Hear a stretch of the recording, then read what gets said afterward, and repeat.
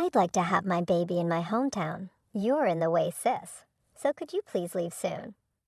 One day when I returned from work, my sister who had gotten married and moved out years ago was in my room. She was ostentatiously rubbing her swollen belly, but I couldn't say anything. Even seeing her like that, looking around the room in shock, I stood still and she laughed at me crudely. You're just in the way since you can't even get a boyfriend, an old maid like you. Be grateful I threw away everything that was in the room to make it easier for you to leave.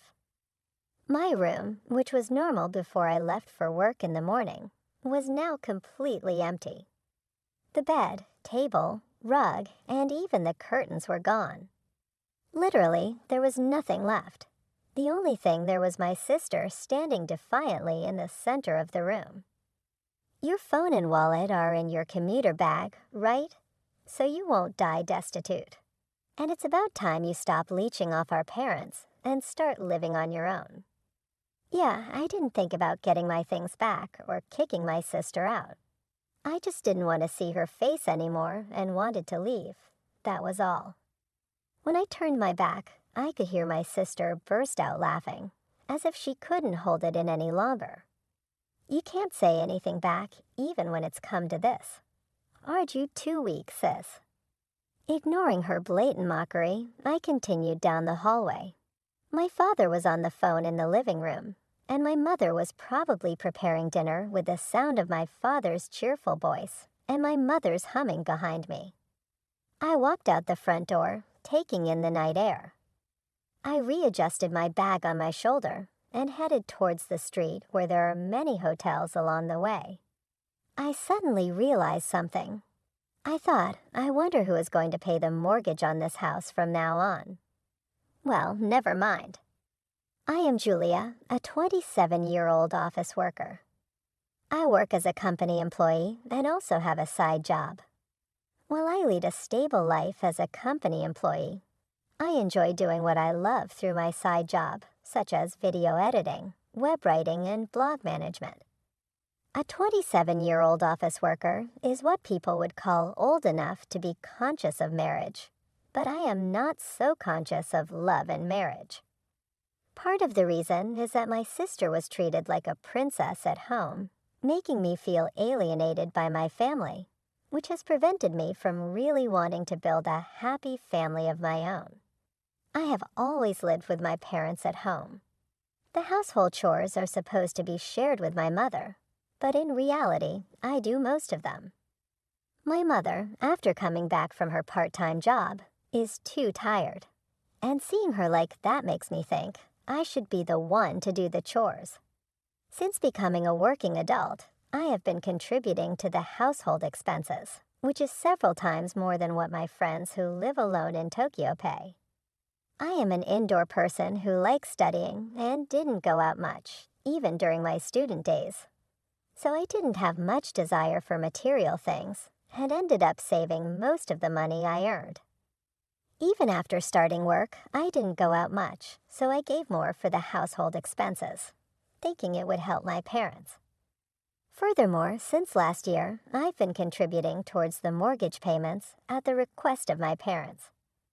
My parents seem to think it's fine for me to contribute more to the household and mortgage payments, since I earn a steady income and am responsible. However, I feel they are not very interested in me because their attention has always been on my sister Kristen, who is a year younger than me. Kristen is outgoing and very active. She would always go out somewhere on weekends during her student days. My parents naturally thought her lifestyle required money, so even when she lived at home, they never asked her for contributions towards the mortgage or household expenses. It seems my parents have been conditioned to think that I, the older sister, am low maintenance, while my sister requires more attention. A while ago, my sister moved out to live on her own. Her workplace wasn't far from our parents' home, and when I asked her why she decided to live alone, she said, I wanted to try living by myself. I want to go out at night and be able to invite my boyfriend over. The answer I had imagined was far from reality. I thought it was about wanting to make things easier for my parents or wanting to become independent. On the other hand, I had no intention of leaving my parents' house and thought it was natural to help each other out since we are a family living together, even if it meant contributing a bit more to the living expenses. Then after a while, when I went back home, my sister was waiting for me. "Welcome back, sis. I'm getting married, and I will have a dinner party so both families can meet each other. Can you come to the party?" She mentioned the party would be at a long-established restaurant in LA, and said make sure you wear proper clothes, not your usual plain ones. Otherwise, I'll be the one laughed at. Even though she said that I don't own any fancy clothes, I decided to attend in my usual suit. After all, this is the most respectful attire. I have my sister's fiancé seemed sincere and was a very nice young man. He gave a very good impression when he said, "Nice to meet you, sister-in-law. I look forward to getting along." I thought she had chosen a very good partner for herself. Perhaps with him, my sister might settle down a bit, I thought in a sisterly manner. Initially, the atmosphere was formal and tense between both families. But as alcohol was served, the formal tension gradually eased, and the conversation shifted to talking about children after marriage. Our eldest daughter, Julia, is almost 30 and still unmarried, without any plans to marry. So it looks like we'll only be able to see grandchildren from our younger daughter, Kristen. We're looking forward to it so much, my parents said. "I want to have children right after getting married, maybe 3, she said, and the conversation became lively. Suddenly, I noticed my sister's husband had a forced smile, looking uncomfortable, as if the cheerful smile earlier was a lie. I felt he was also uncomfortable, just like me. I wished it would end soon. Since then, my parents started doting on my sister as an investment for their first grandchild.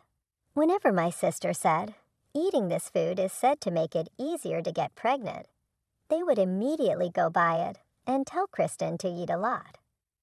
"There might be a chance I can't get pregnant because of tight clothes," she said one day, and they went to a department store to buy a dress. "If you visit this church, you'll be blessed with children," they said, and they even went on a trip together. My parents doing whatever my sister said was usual for me, so I didn't think much of it other than their doing their usual thing. However, one day my sister made a sarcastic remark to me. "Because you won't get married or make an effort to show a grandchild's face, I have to go through all this trouble. Must be nice being carefree and single. Aren't you planning to get married and move out soon? Ah, but with that plain face of yours, no man would come near you. You need a bit more sex appeal. Should I teach you how to do your makeup?"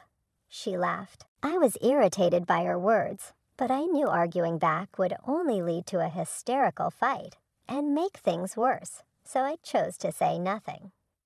My sister has always been confident that she is more loved by our parents than I am, and she often speaks to me in a strong tone. One day, my sister got pregnant. Even someone like her could be visited by the stork, I wondered. If she could truly become a mother, I thought of her husband. "Maybe it'll be fine with him," my sister said. "Since I'm pregnant, I don't want to cause trouble at work, and I want to focus on parenting and easily quit her job." However, her husband thought that parenting would be expensive, and being a full-time homemaker wasn't realistic on his salary. But my sister didn't listen to him and quit her job anyway. One day, when I returned from work, my room's door was slightly open. About 4 inches. I'm meticulous, so I never leave closets or drawers open, let alone the door. My parents wouldn't have entered to clean since I do all the cleaning myself. Nervously, I opened the door to my room and was shocked. There was nothing there. I wasn't one to have a lot of belongings, but I had kept things precious to me since childhood in storage boxes, labeled and stored in the closet. Gone were the electronic dictionary my parents bought me for my 10th birthday, the commuter pass case my grandparents gave me as a high school entrance gift, my diplomas, trophies, albums, even though they were old and worn out. They were precious to me. Everything that should have been there by morning had disappeared without a trace. Standing dazed in the empty room, I heard a familiar voice from behind. "Oh, you're back, sis." I'd decided to come home for my childbirth. Looking at my sister's face as she spoke with a laugh, I immediately knew she must have moved my things. "Kristen, where did you put my stuff in the closet?" I asked in a panic, but my sister, still laughing, said, "What's the rush?" It wasn't anything important, right? Just junk. Being told my precious belongings were junk, anger welled up inside me. "It might be junk to you, but it's important to me. Give it back now.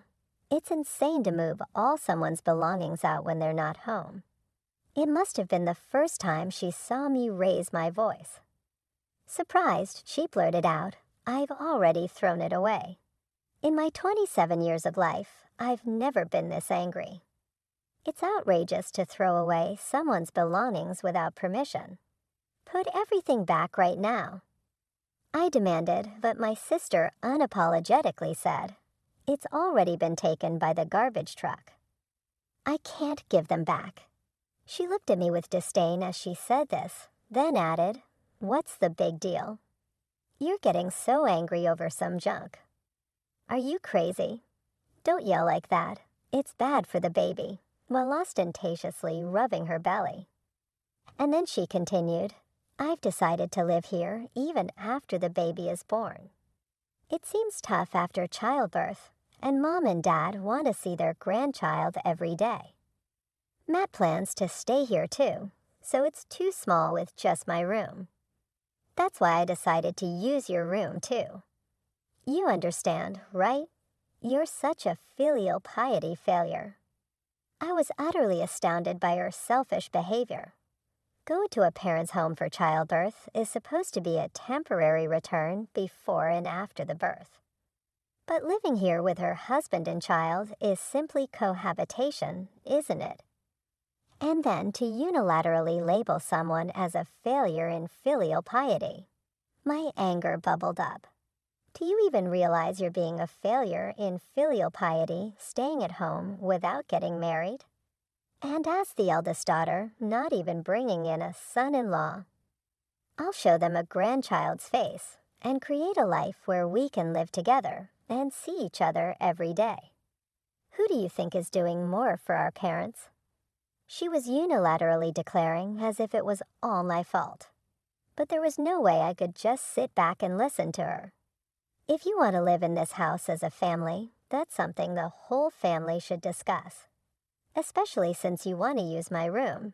You should have said something sooner if you had a set date. At that point, my sister interrupted by banging loudly on my room's door. "Shut up. See, you're always like this, making a fuss. That's why I made it, so you have no choice but to leave. It's annoying." That sounded like mere lashing out. Trying to use someone's room without permission and having thrown out the current resident's belongings. Yet she spoke as if she were the victim. Kristen banged on the door over and over again. "You're in the way. Leave. Don't ever come back." I was beyond flabbergasted. "Then as you wish, I'll just leave. I don't have any belongings left. No need to pack." My immense anger had now turned into sheer astonishment. I even felt like I never wanted to see her again. I turned around and headed straight for the entrance. My parents didn't seem to notice me just returning and immediately leaving through the front door.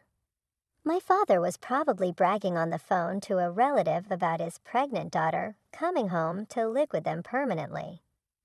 My mother seemed to be in the kitchen, possibly making my sister's favorite dish, humming a tune. I wasn't living with my family expecting anything in return. The difference in how my sister and I were treated since childhood. I thought it was because she was good at charming our parents, and that was okay. But even after growing up and taking on most of the household responsibilities, this was how I was treated. Despite allocating most of my salary to living expenses and the house's mortgage, and yet my sister, who never contributed a penny, was welcomed with open arms. The negative aspects of my parents I had tried not to see combined with my sister's behavior morphed into contempt. Without saying I'm leaving or goodbye, I opened the front door. Until that door closed, neither my parents nor my sister said anything to me. Then a week later, at the end of the month, which was payday, I usually would transfer living expenses and the mortgage payment to my father's account. But I didn't make the deposit. Since I don't live there anymore, I don't see why I should pay the mortgage for a house I'm not living in. The housing mortgage was originally taken out by my father, so it was supposed to be planned in such a way that he could repay it comfortably from his income. The household shouldn't become unsustainable just because I stopped making deposits. However, a little while later, I got a call from my mother. Right off the bat, she said, "Julia, we've received a notice for unpaid mortgage." When I checked, there was no money in your father's account. She rattled on before I could even answer, clearly in a panic. "Julia, do you know why this happened? Don't tell me you withdrew it." In contrast to her frantic tone, I answered calmly. All I did was stop making deposits. I didn't withdraw anything. If there's an unpaid mortgage, it means the withdrawal couldn't be made, right? Did you make sure there was enough balance on the withdrawal date? You didn't make a deposit. Why? She sounded genuinely puzzled, so I became just as confused. Because it was agreed that I'd contribute to the living expenses and the mortgage since I was living at home. Once I left, I obviously wouldn't continue to pay, right? I don't live there anymore. It seemed to finally dawn on her as I heard her gasp softly. "So you don't need to pay the living expenses. You're right. But could you still contribute to the mortgage, even living on your own? You should have some leeway, right? Sorry, but I can't. My current rent alone is $5,000. I'm stretched thin as it is, covering my own living costs, let alone paying for a mortgage on a house I'll never return to. $5,000? You're just an ordinary employee. How could you afford such a place?" Hearing my mother's astonished voice, I sighed. "That's the same amount I used to give home every month. Asking such a thing now, it's clear you never really cared about me. If that's the case, I can't discuss money with you any further. I'm not your personal ATM." I could hear my mother whimpering over the phone. "No," she repeated, her voice thinner than I had ever heard. I felt no pity. A month had passed since I left quietly, yet there was no concern over my well-being. But the mortgage, the living expenses, my rent, only money. It painfully highlighted that their interest was not in me, but in my money. That's why I hadn't felt compelled to share that I was extensively freelancing online, making far more than my father's monthly salary. The house mortgage still has 15 years left, so I was depositing $5,000 every month, including savings. It seems my mother mistook it as my father's income, given his age and years of service. Her assumption was understandable, yet she never noticed the exact amount deposited every month. A glance at my father's pay slip would have clarified the discrepancy. Ultimately, my mother didn't care about the source of the money, which is why she failed to notice when the monthly income halved, leading to a shortage and subsequent mortgage payment failures, only noticed when prompted by a notice. When the absence was finally felt, she acted in a manner so typical of her. I could only offer a faint smile. Lately, she had been indulging my sister's demands for expensive baby items, further straining their finances. "But without your contributions, we can't make ends meet. Could you send some money as remittance?" "I've told you I can't. Why don't you ask Kristen to contribute a bit for living expenses?" If that's not enough, maybe you should increase your part-time work." As I conveyed this, my mother's shriek pierced my ears. Kristen just had a baby. How can I work more and leave her alone with the baby? Are you suggesting Kristen should work too?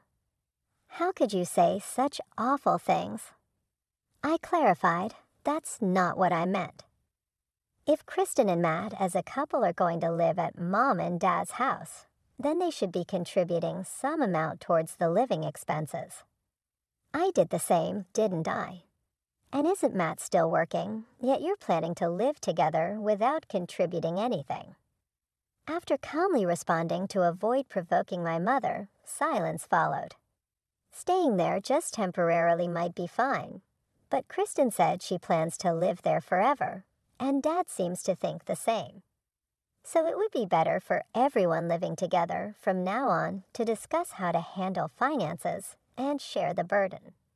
I've already left the house, so I can't be part of that discussion. Waiting a bit for a response that never came, then I'm going to hang up now.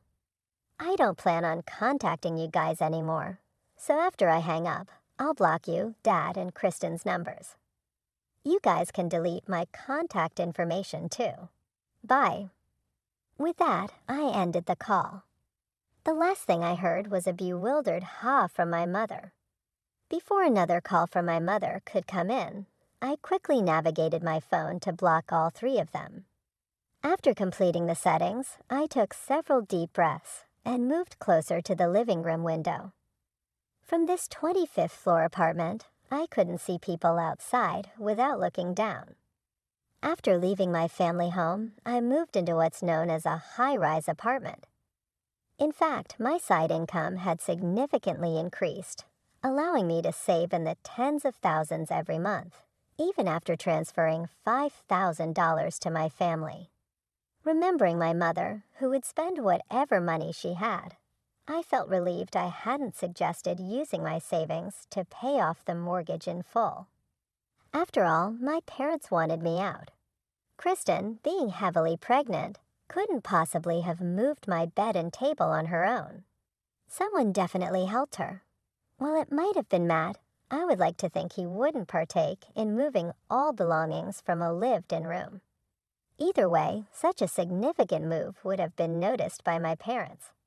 I was the only one who went out for work today, and they were home all day. Yet they said nothing when I returned and ignored me, even as I was leaving.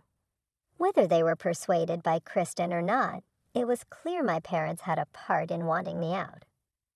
Feeling this betrayal, I decided then to give up everything and leave the house. Had I paid off the mortgage in full, the three of them would have lived comfortably in a spacious home. I could not allow that to happen, so I chose the high-rise apartment for my new home.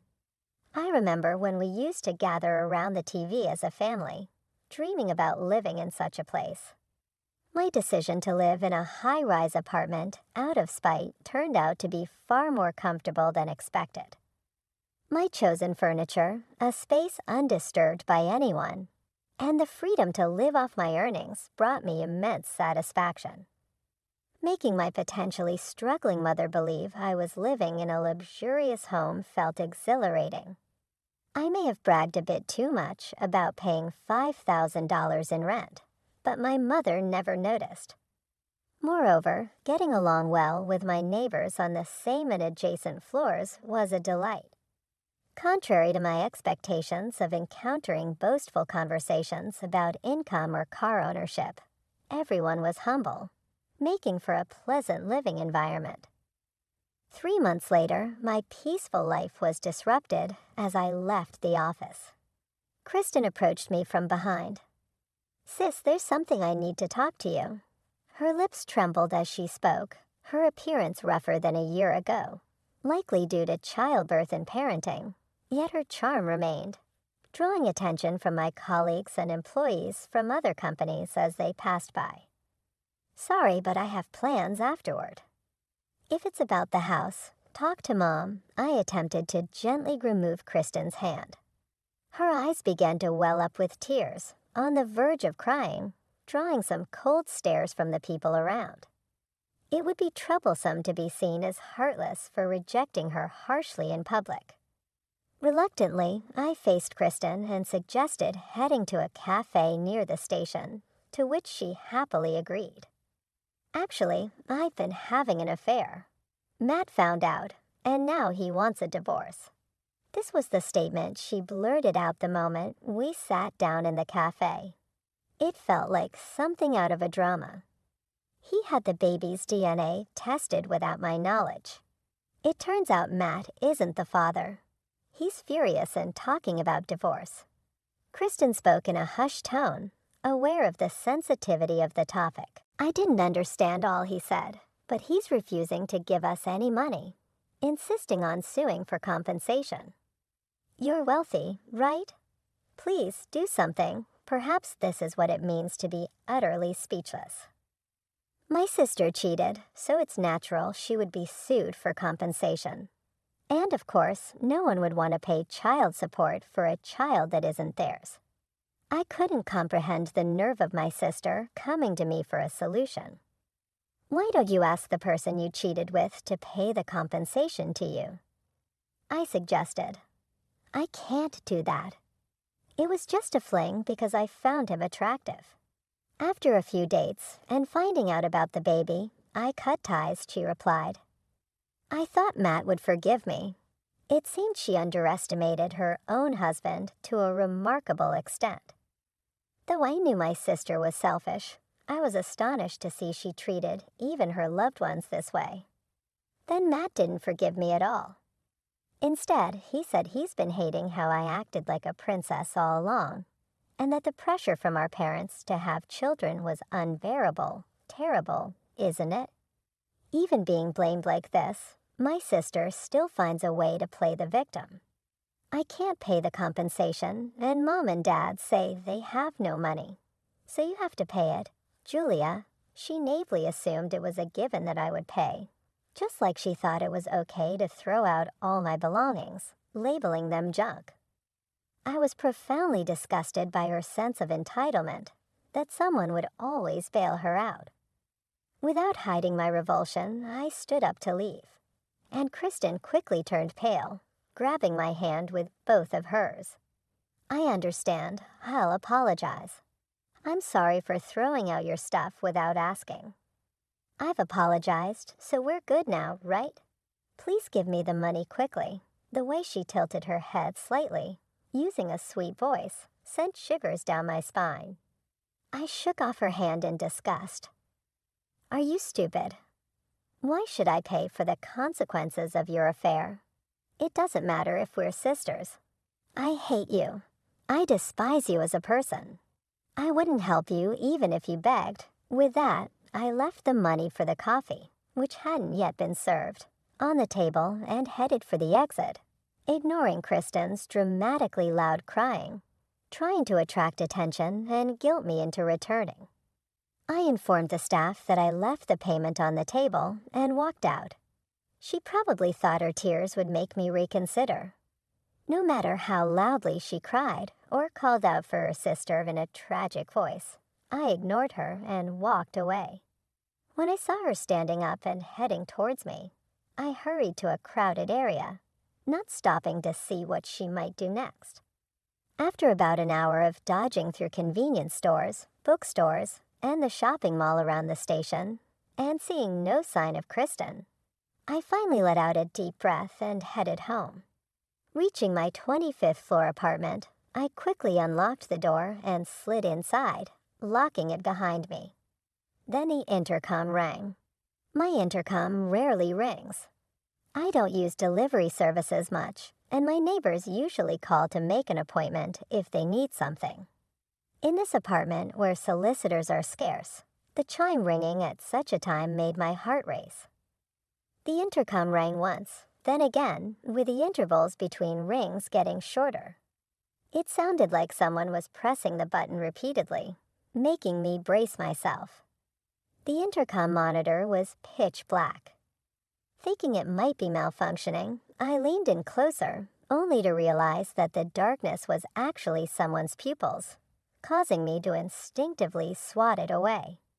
In doing so, I accidentally pressed the answer button, and immediately the voice I had been hearing echoed through. "Just pay up, you ugly ah. It's my sister." Anger surged through me more than fear. I thought I had escaped, but she had found out where I live. Peering into the intercom like a scene from a horror movie, I remained silent as her insults escalated from demanding compensation for her divorce to now demanding $1 million for the trouble she caused me. Eventually demanding my apartment, I was at a loss for words, unsure where to even begin addressing her delusions. I silently picked up the phone and called the security desk on the first floor. Even as I was on the call, through the monitor, I saw Kristen being escorted away. I confirmed that it was indeed my sister and requested that they do not let her through, apologizing repeatedly for the inconvenience while still on the phone. In the end, Kristen never pressed my apartment's intercom again. The security personnel must have handled the situation properly. From what I heard from neighbors near my family home, the house was put up for sale. Kristen and Matt continued their dispute to the point of considering a lawsuit, each unwilling to give in. However, as Kristen was clearly in the wrong, she eventually conceded once she realized the legal fees would also be included in the compensation. Ultimately, she agreed to pay Matt the amount of compensation he desired. It seems Matt submitted DNA test results to the court, proving there was no biological relation between the child and Matt, thus relieving him of any child support obligations. Kristen apparently had no savings at all, leaving the compensation payments to our parents. But due to continuous defaults on the mortgage payments, the bank foreclosed on the house. With no way to cover the mortgage due to wasteful spending and taking on Kristen's compensation, my parents were forced to sell the house and use the proceeds to pay off the mortgage. Now the family home has been sold, and the four of them have moved to a cheaper apartment nearby. Despite my father's income being sufficient for a modest living, the sudden drop in their standard of living caused stress and tension among them all. Moreover, my father's salary would almost bottom out within a few days of being deposited because they would never forget what life was like when I was transferring money to them. Eventually, my mother continued her part-time job, and Kristen somehow managed to find employment again. Despite using child care services, being caught between work, childcare, and household duties has taken a toll on her. Barely a year after giving birth, the only consolation is that Kristen's child is growing up healthy. However, I doubt they can raise her without worries. So I've had a neighbor pass on some flyers about child care support to them, meddling though it may be on my end. My consistent dedication since joining the company as a fresh graduate was recognized, and I was promoted. I am now leading a new project as a group leader. My side business is also thriving with a steady increase in income. One of my side jobs, writing a serialized article as a web writer, was so well received that it was published as a book. The knowledge I acquired and shared is not commonly found on the internet, leading to its popularity and becoming a bestseller. This success has positively impacted my other side ventures, creating a virtuous cycle of growth. Embarking on new challenges, feeling just the right amount of tiredness, and returning to my comfortable home each day brings me true happiness.